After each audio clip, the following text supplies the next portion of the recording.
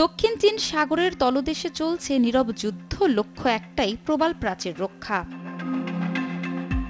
এই মহৎ উদ্যোগে চীন এককভাবে কাজ করছে না, বরং প্রতিবেশী দেশগুলোর সাথে মিলে এক নতুন যুগে প্রবাল প্রাচীর রক্ষায় মনোনিবেশ করেছে। প্রবাল প্রাচীর শুধু সাগরের সৌন্দর্য নয়, এটি উপকূল রক্ষার ক্ষেত্রে একটি অপরিহার্য ভূমিকা পালন করে।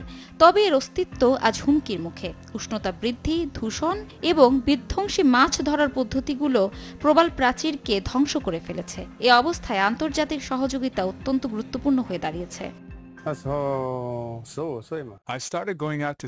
1991 সালে প্রথমবার সাগরে গিয়েছিলাম বাবার সাথে।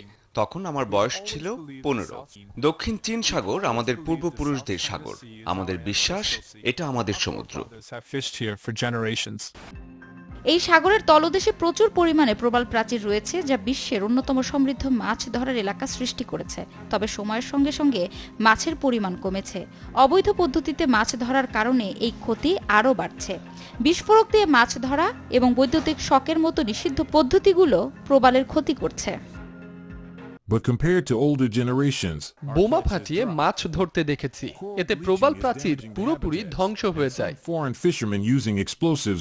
এই পরিস্থিতিতে চীন আন্তর্জাতিক সহযোগিতা নিয়ে এগিয়ে এসেছে। দক্ষিণ চীন সাগরে অবৈধ প্রবাল ব্যবসা বন্ধ করতে অভিযান চলছে। এছাড়া মাছ ধরার নিষেধাজ্ঞা দেয়া হচ্ছে এবং এটি বাস্তবায়ন করা হচ্ছে। China is actively working with neighboring countries in the South China Sea. আমরা তাপ প্রতিরোধী প্রবাল জাত উন্নয়ন করছি। পাশাপাশি কোরাল নার্সারি ও ট্রান্সপ্লান্টেশন পদ্ধতির মাধ্যমে প্রবাল প্রাচীর পুনরুদ্ধার করা হচ্ছে। Participating in global coral reef symposia. তথ্য প্রযুক্তি, রোবট ও এআই, এই তিনটি শক্তি মিলিয়ে প্রবাল রক্ষায় তৈরি হচ্ছে আধুনিক ব্যবস্থা। তবে বিজ্ঞানীরা মানছেন, শুধু গবেষণায় যথেষ্ট নয়। জলবায়ু পরিবর্তনের বিরুদ্ধে জরুরি পদক্ষেপ না নিলে প্রবাল প্রাচীরের ভবিষ্যৎ অত্যন্ত সংকটাপন্ন হয়ে পড়বে। এখন সাগরের নীরব এই নায়করা বিশ্ব বিবেকের দিকে তাকিয়ে রয়েছে। মানবতার সেবায় তারা যে পদক্ষেপগুলো নিচ্ছে তা ভবিষ্যতের জন্য অত্যন্ত গুরুত্বপূর্ণ।